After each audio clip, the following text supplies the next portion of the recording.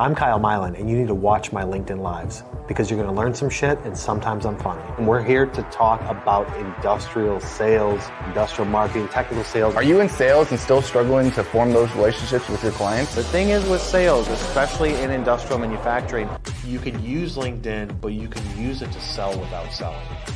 Hey Bill, this is Kyle with Manufacturing Tribe, a Texas-based industrial sales and marketing company. On average, we create over 500 videos a year for our clients and write over 500 articles. Leave your comments in the comment section below.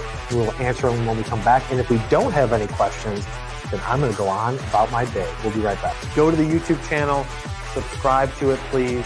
Look at all the video content we have on there. I haven't spent 22 years in manufacturing to not know what I'm talking about. You need to watch my content.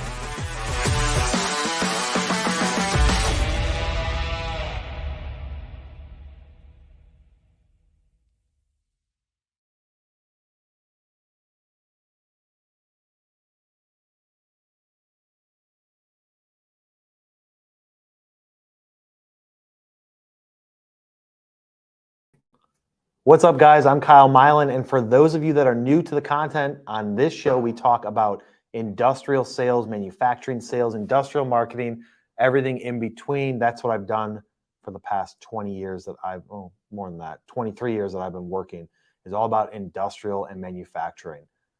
We typically go live twice a month. Go over to my YouTube channel if you guys are interested in content. We've got over 550 videos.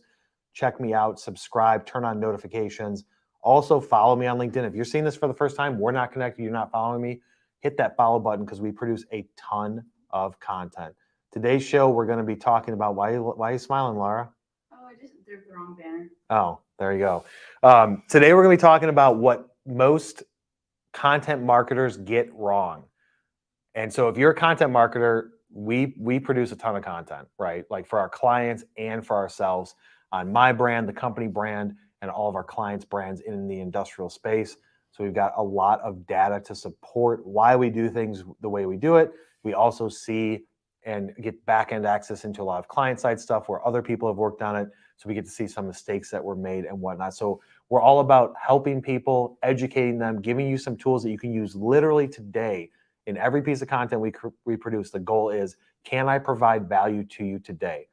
Be sure to leave comments in the comment section below. Hit that blue thumb, share it out with people that you know. We will answer all of the questions once we get through this content, these 4 points that I have to talk about. Then we'll throw all the comments, questions up on the screen and dive into each one. Maybe we're going to be around for an hour today. I don't know. Maybe it'll just be 20 minutes. All right, so the first thing is the purpose. So what content marketers typically get wrong is starting with the purpose. What is the purpose behind why you're creating that piece of content?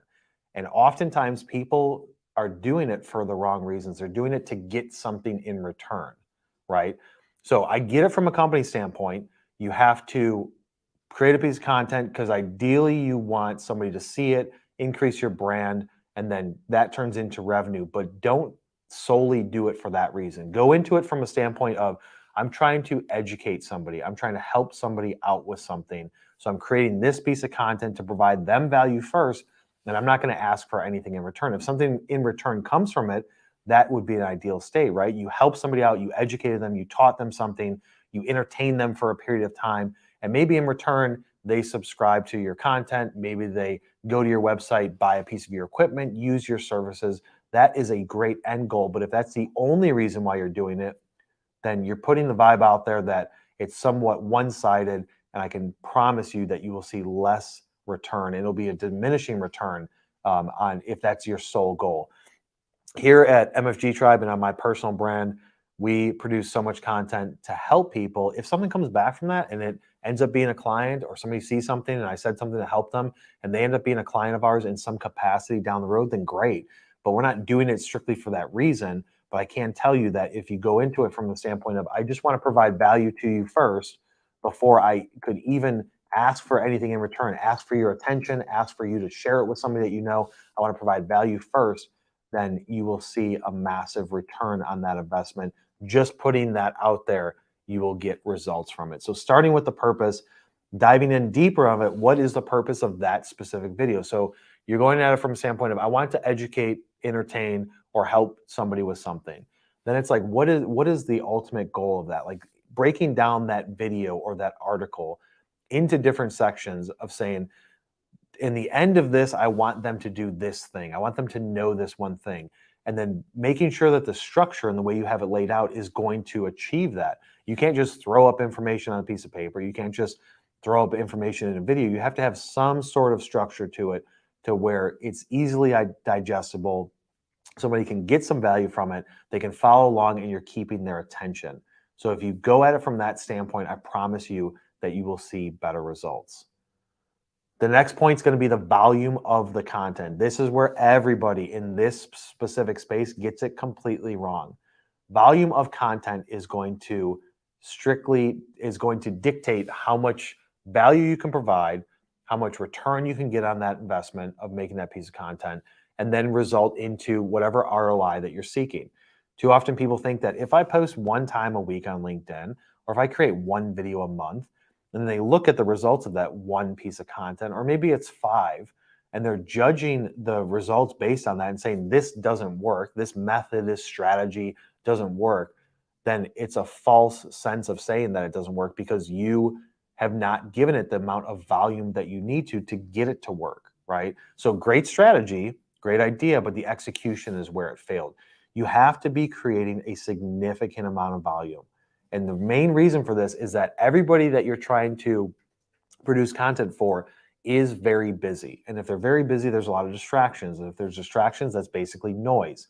Does not matter the platform, does not matter if it's the phone, email, social media, YouTube. There's a lot of things going at them from a standpoint of watch me, read this. And then you've got the advertising side of it where people are like, no, pay attention to the right side of the banner. No, pay attention to this non-skippable ad. All of that's going on in their face. So you have to make sure that you're producing enough content that you can break through that. So specifically on LinkedIn, when we were posting one time a day for the past year and a half, I was getting X amount of impressions on my content. It was around like 20, 25,000 impressions a month on my content on my personal profile. At the end of last year, I said, let's just do a test and let's post 3 times a day. And the team was like, damn, that's a lot of content. And it is a lot of content. But let's just test it out and see the results. After 28 days, we're at, 50, 60,000 impressions a month, more engagement, more people messaging me, more people saying, dude, that helped me, voting on our polls, whatever it is, right? Then I said, let's keep it going and see how high we can take this. We now have it up to right around 100,000 impressions a month on my personal profile of the content I produce. Now, that may not seem a lot to a lot of bigger brands that have more followers that are getting more engagement. That would probably be true. But going from 20 to 100 in 30 to 60 days is pretty massive. And the only variable that we changed is the quantity of posts per day. Now, you may be thinking, dude, 3 posts a day is ridiculous. I work for a business. I can't possibly be doing that. Yeah, that may be true. But do you have an assistant? Do you have a team that also works there that can post stuff? I mean, if we're talking company page, you can post multiple times a day because if you think about it, not everybody's going to see it. When you log into LinkedIn, you're going to see whatever is trending or popular at that point in time. Maybe one of your connections that you follow and engage with just posted something that shows up on your feed. But if I posted something yesterday and you happen to come in LinkedIn at 10 o'clock today or 11 o'clock today, and I haven't done my post for the day yet, and then you're off of LinkedIn within 20, 30 minutes, there's a high likelihood you aren't going to see the post I did yesterday. And if you don't come back for 2 days, you're not going to see the post that I did today. So it's from a timing standpoint that if you're pushing out enough content at various times of the day, various frequencies of the week, there's a higher likelihood that you will capture that person on that specific platform when you're trying to get their attention. It's different on each platform, but everybody will tell you that more content will not hurt you unless it's your pocketbook and you're paying somebody else to do it. But you will see an ROI to make that justified spend, to spend the resources and the time and have your team do that. But it's all about volume. There are people that will say post less frequently, you'll get more engagement on that post. 100% true. If I only post 1 time a week, I had a massive following that was just like dying for my content, then that single post would get a lot of engagement. But what I'm basically doing is instead of doing 1 post with a lot of engagement, I'm going to do a lot of posts with smaller amounts of engagement, but it's more content. It's going to provide more value. So I go back to the purpose. If my purpose is provide as much education value as possible, then I need to produce as much content as possible. Our team needs to grow. We need to do different types of videos, different types of posts, ask for polls, engage with people, whatever it is. But you have to drastically increase the quantity and the volume of your content. The third one's going to be consistency. So you've got your purpose down, you're producing a lot of content, but are you doing it consistently? The algorithms like people that are consistent. Your market's going to like people that are consistent. If you go into it and say, I'm going to post twice a week, 3 times, 5 times a week for the next 3 weeks, and then you stop, you've basically told the algorithm, I don't care about this anymore. The people that you're marketing to are going to be less likely to stay engaged with it if you're not posting on any regular basis. And hopefully, if you have enough of a following, people will start messaging you saying like, hey, where are you guys at? I haven't seen a post.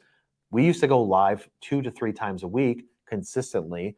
Then we changed our content planning strategy going into 2023, where it was still the same quantity of video, but less live interaction because of everything that we have going on here at the agency and the growth that we've seen over the last 12 to 24 months, to where it just wasn't feasible for us to keep that type of schedule. So we still produce the same amount of content, just not in a live format. We reduce the frequency of the live formats.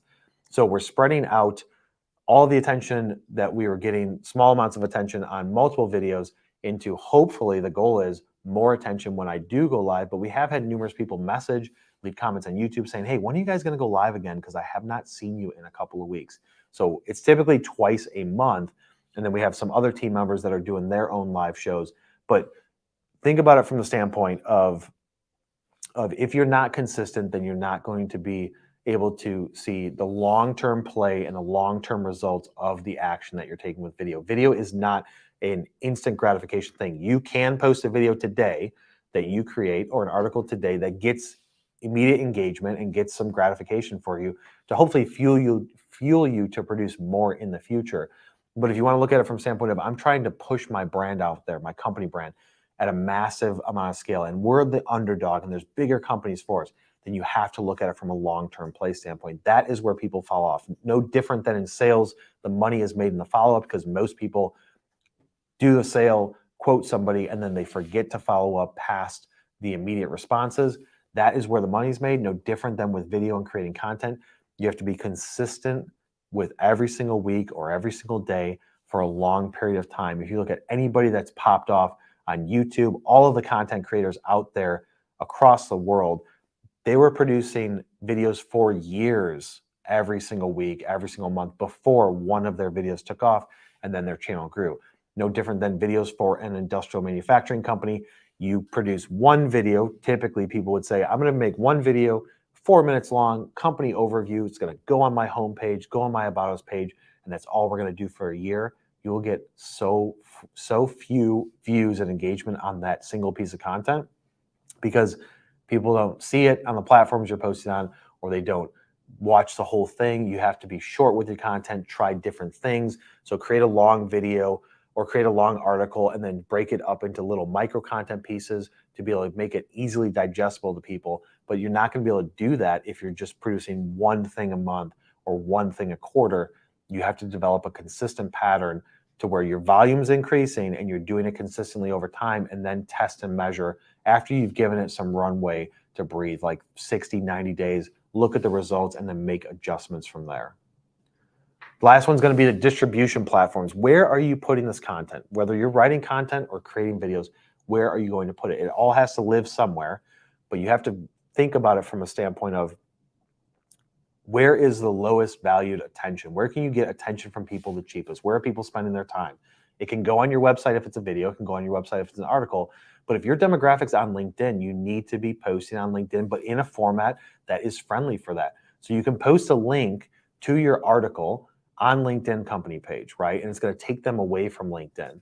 But LinkedIn doesn't typically like that. They want people to stay in the platform, no different than any other social platform. They want you to stay in it.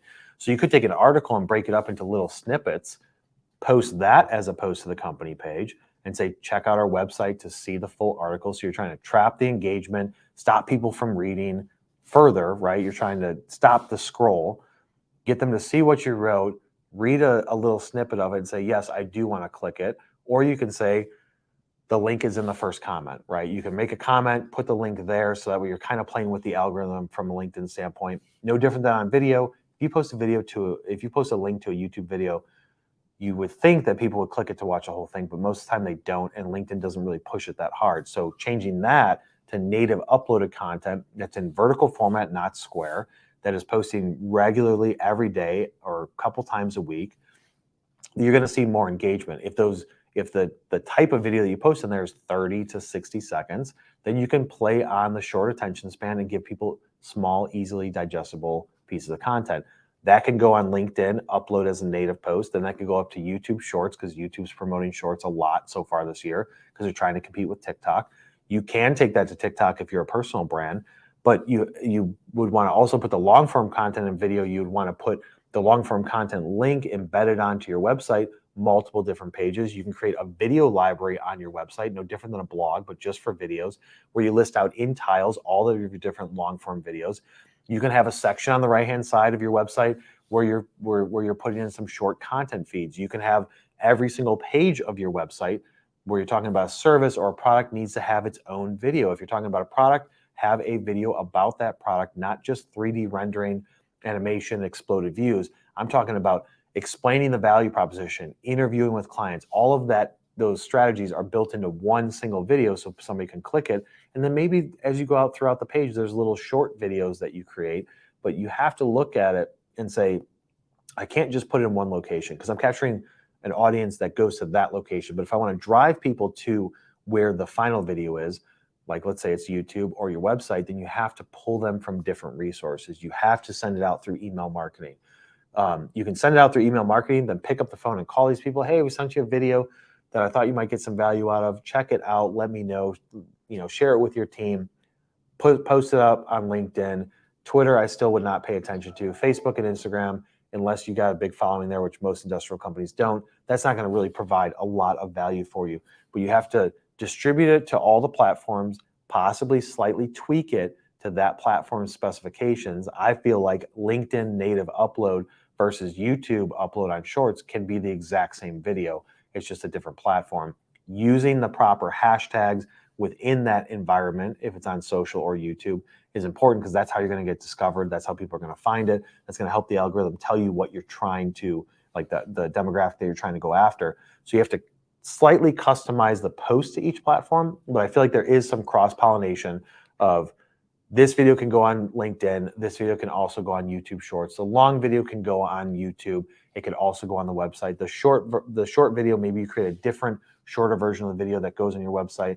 Maybe you upload natively a wide format video on LinkedIn. You have to test out your specific demographic, and then based on that data, make adjustments to your strategy all the time, like every single month. We're constantly testing things here where we will change the thumbnail on a YouTube video. All of a sudden we get more views. Change the way we're captioning it. Change the cuts that we use, the styles, the lighting, the scenery, who's in the video. We test this stuff all the time to figure out what's the best method. And it's no different than what we do with our clients. We produce a video, but then we change up the format and see how are people engaging. Like, what are they engaging the most on LinkedIn? Is it an article? Is it a graphic with like an infographic or just a regular graphic link back to the website? Or is it a video? And then looking at videos, is it a short video, a long video? Is it a client testimonial? Is it an explainer video? Is it a link to a video where it was a webinar?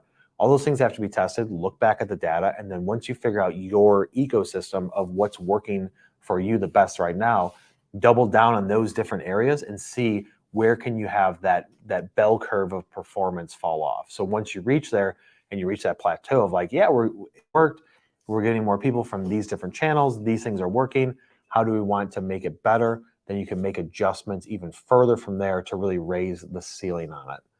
We'll be right back. We're going to take a short break. We'll jump into the comment section. Hopefully you guys have commented something besides people from our team.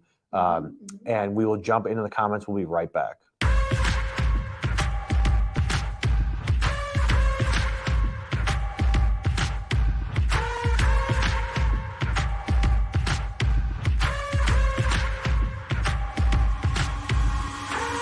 How should I go about cold calling?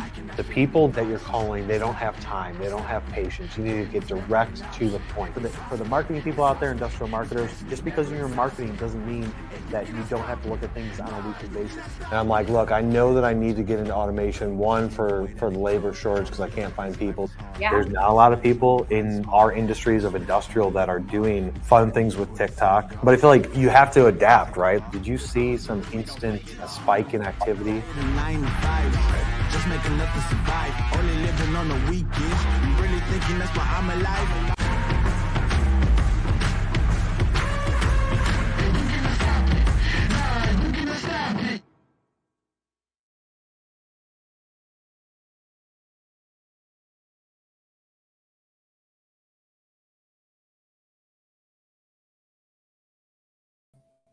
All right, guys, we're back after that short break.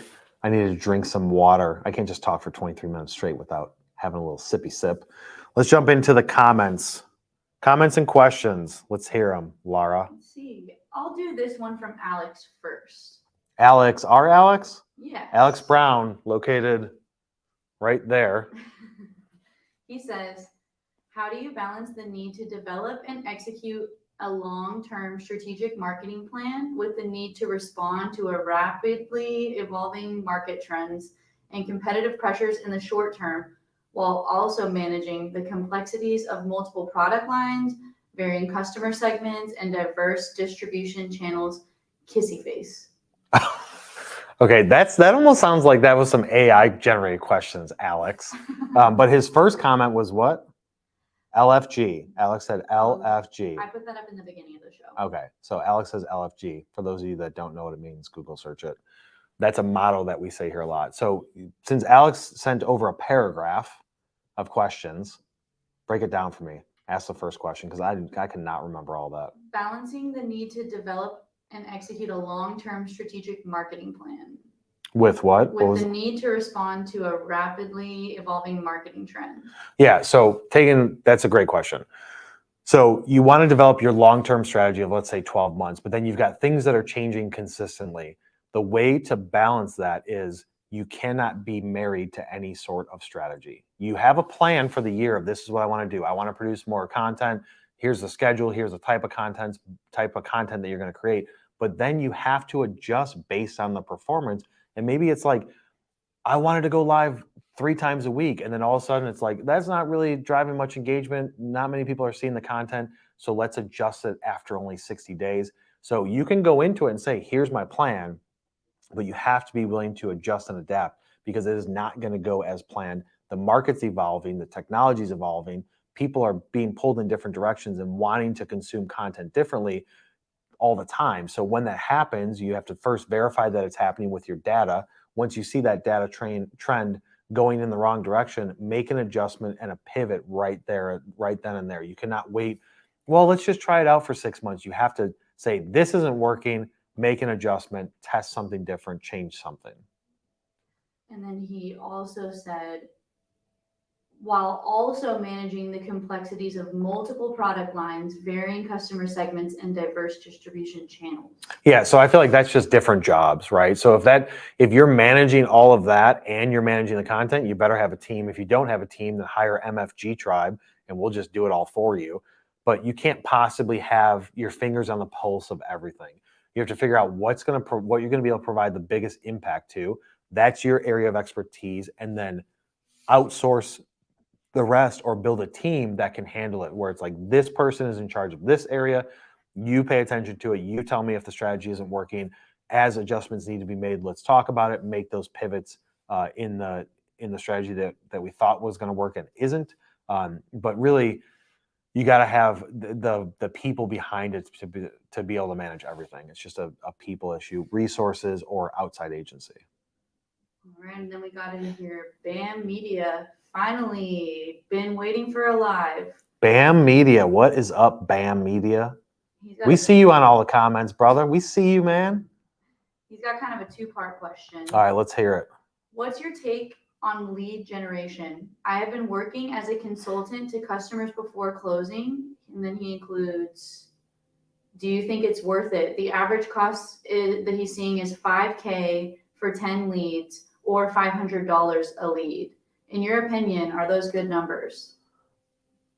So those are good numbers, but it depends on what you're selling them, right? So if somebody came to me and said, dude, I'll give you leads. First of all, the whole lead generation world for the most part is so bloated right now. Everybody's like, I'll give you leads, I'll give you leads. And then when you really get into it, it's like, what kind of leads and how are you getting them? It's usually the same method. We're going to email and do LinkedIn messages. Okay, well, that can work, but are you using the phone? And that's where people say, no, we don't use the phone.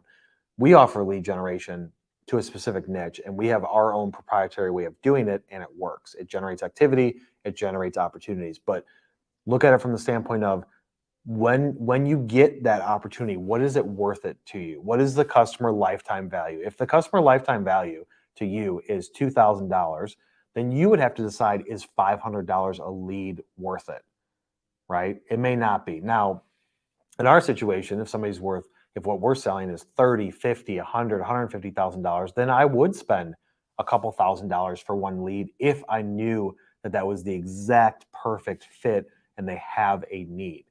I mean, if you were to break down the money that we spend internally on outside sales, outbound marketing, things like that to generate activity, it is a lot of money. But in return, we get opportunities with companies that have a big budget or that need a lot of services, which then results in a positive ROI for us. So you would have to decide, if over 12 months a company is worth X amount of dollars, what are you willing to pay to land that person as a client? But even if you back up and say, you may say, well, but Kyle, they're not, I'm not paying per client. I'm not paying $500 per client. I'm paying $500 per lead. Okay.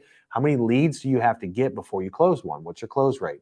If you have 10 leads come in from this company that's doing it from you, or for this activities that you're doing internally, that brings me 10 leads. How many of those are actually good leads? Maybe it's 8. How many of those people do you actually quote? Maybe it's 6.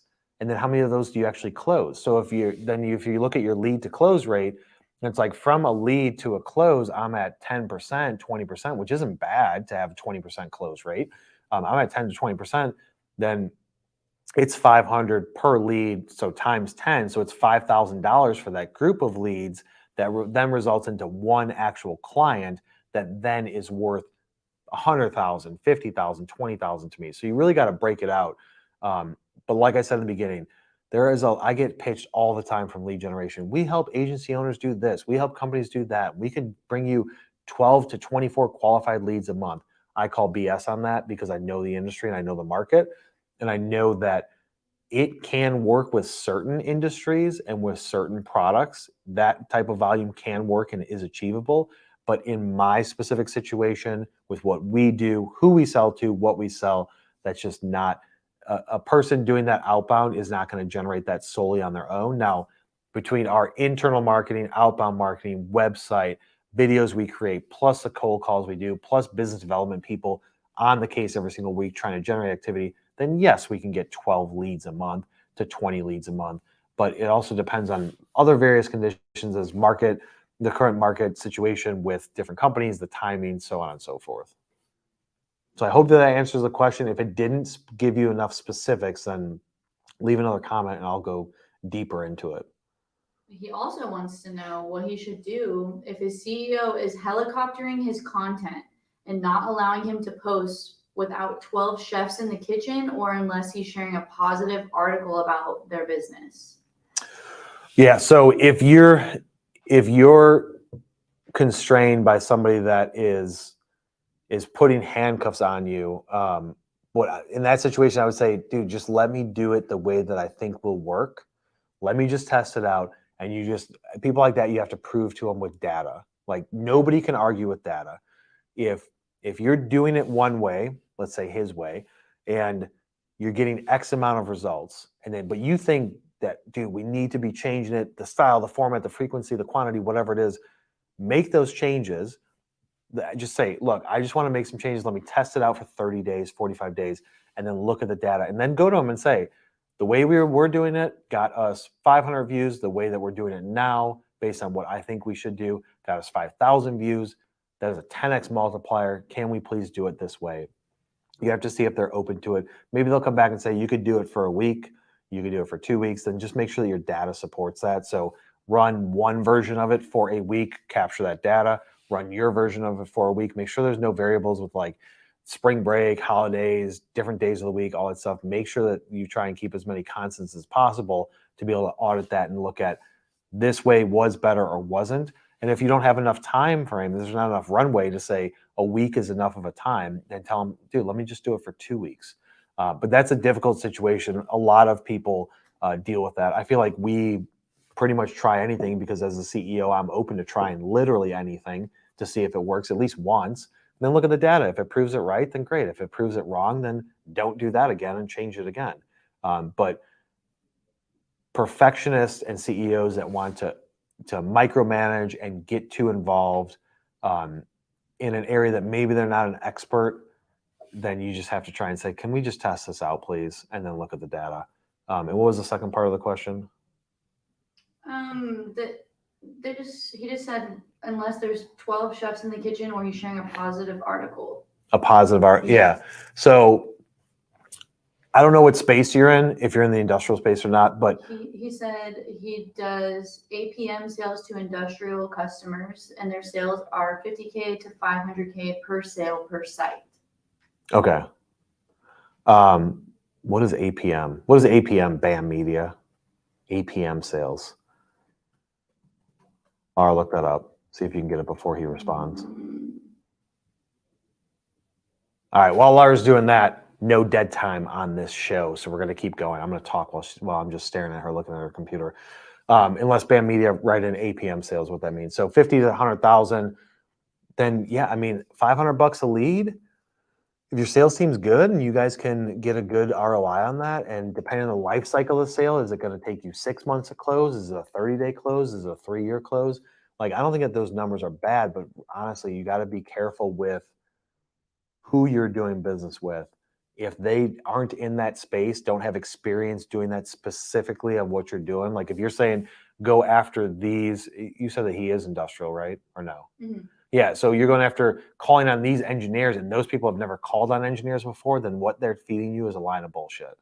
And they're just saying, oh yeah, no, it works for this dentist office that we do. We give them 20 leads a month, 10 leads a month for a dentist office. Not the same. Complete apples and oranges. You have to get with somebody that is specific to that industry or specifically selling to that job function. Do you have an answer? Unless this is incorrect, he can correct me if I'm wrong. I believe it is application performance management. Application performance management, if that's what it is. Oh no, asset performance management, he says, AKA reliability and asset monitoring. Okay. So I'm assuming that you mean like cloud-based technology where you're monitoring machinery and then feeding it into a dashboard, something like that. $50,000 to $100,000. Yeah, I think that could work. But again, go back to what I said about it depends on who's doing it. If you can pay us $5,000 a month, we can do it. I can guarantee that we can produce results because we talk to that type of people all the time. So just be very careful because there's a lot of fly-by-night lead generation companies out there. So does that answer all of his questions? I think so. All right. Anything else coming through? LinkedIn or YouTube? From LinkedIn, we got Patrick Massaro. Pat, what's going on, Pat? He wants to know, what is the expected impression rate while posting 5 days a week over a 12-month time frame? Okay, so that depends on how many, if you're on a personal profile, that depends on how many followers you have. So if you're posting 5 days a week and you have, let's say, 1,000 followers, I would say, depending on what you're posting, if you're just posting like a quick video, also depends on, are you providing value? Or are you just like talking about why your company's great? If you're producing some sort of value or getting people to think about it, I mean, 5 days a week with only 1,000 followers, your impressions getting like 50, 100 per post, I think is good. With 1,000 followers, if you've got more than that, like our stuff, I've got, I think, over 20,000 followers. When we post something, I don't know, our videos get anywhere from 800 to 3,000 views in 24 hours. So 800 impressions to 3,000 impressions in 24 hours. And then within that 24 hours, we've already posted 2 others, polls and links to articles or links to our website, things like that. So my numbers are a bit skewed because of the follower count. But I would say if you post a video and you've got 1,000 followers and you get close to the number of followers that you have, that is a good day. So if you post a video, have 1,000 followers, and you get 1,000 impressions, that is good. Because keep in mind, the way LinkedIn algorithm works is they take whatever you created and posted, run it into a test sequence to see, I'm going to send it to these 100 people, 50 people, and see if they engage. I know that they're on LinkedIn because LinkedIn obviously knows that. They're going to send it to them and see if they engage. If 1 out of 50 engages, their algorithm then adjusts based on the next sample size of people they're going to send it to. Then based on that engagement, it's going to be another sample size.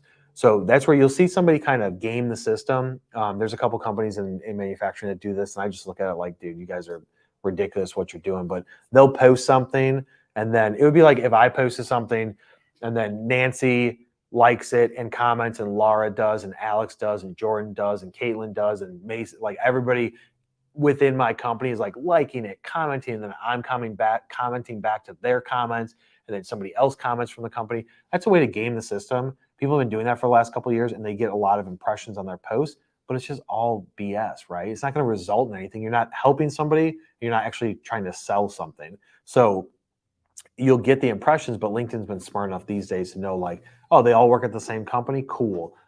They're just trying to game the system, and it doesn't really work. So I would say shoot for your follower count would be a good starting point for you, Pat. So if you can get 1,000 views on a video, that is worth bragging about. Let's take one last question. Last question. From LinkedIn, we got Joseph Rose. Would you say that video, text, images, or a combo of all of the above engage the most? Video, text. What is it? Video, text, images. Or a combo of all of the above? Dude, combo of all the above. Always. That always works. Like the way the algorithm is something new comes up and they test it and they're like, oh my God, this is trending. Everybody starts doing it, and then it becomes less trending, right? So like carousel photos, that could do good, especially if you don't typically do them.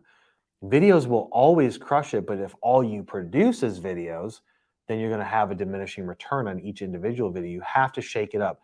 Some people don't like watching videos. Some people don't like reading. They just want to watch videos. So you have to play to the market that people like to consume different types of content at different points in time.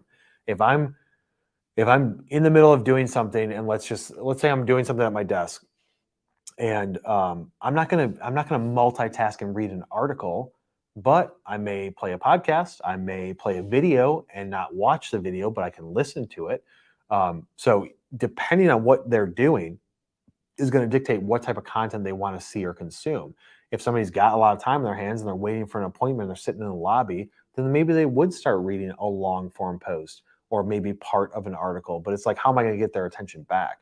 So you have to push all of them, and then your specific group, your market, your demographic, see which one is producing the most, and then maybe you slightly shift it to where if you do 3 different methods and it's not a straight 30%, 33% split between the 3, and one of them is the clear winner, then maybe do, like, instead of 3 posts, 1 of each, you do 2 posts of one type of post on a different platform or style. Maybe it's like text, and then every other day, every other week, you do a graphic.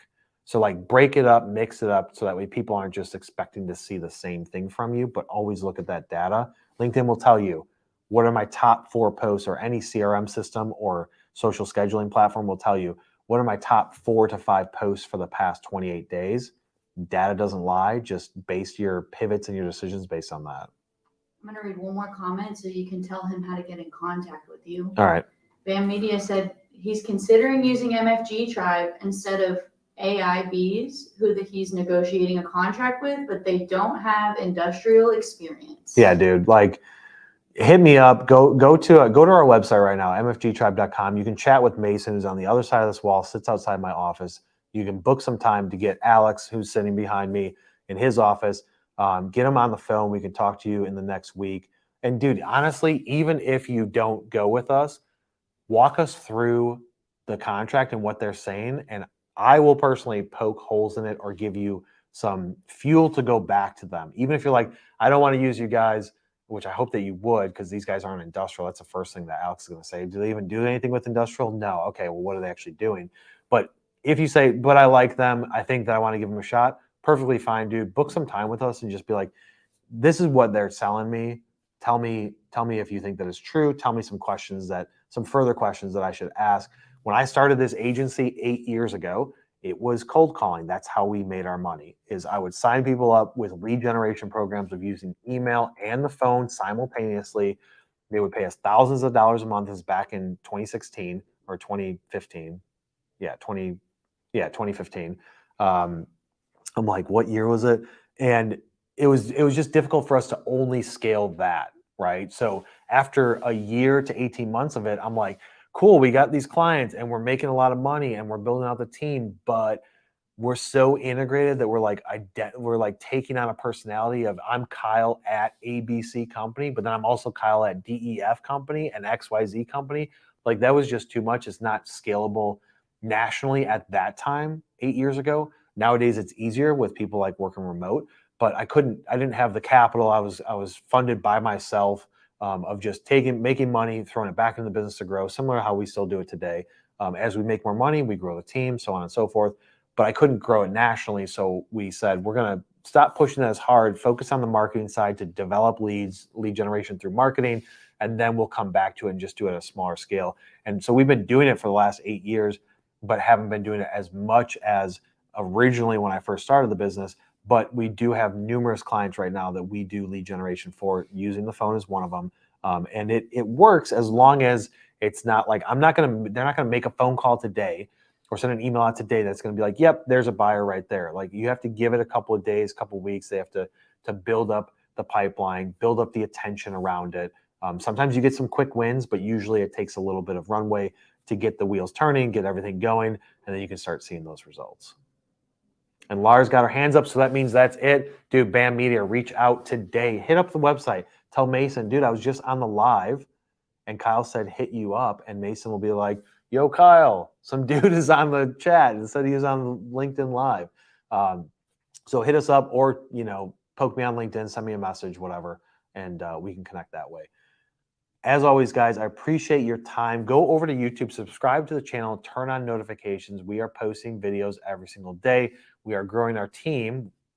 Right before this meeting, we're interviewing more people to produce even more videos. So that's what it's all about, is providing as much value to you guys as possible. Hopefully you got something out of this. Share it with someone that you know. If you want to listen to this in podcast format, go over to Technical Sales and Marketing on every podcast platform. Play that, lock your phone, and go cut that grass and jam out to me teaching you something while you are multitasking. We will see you on the next one.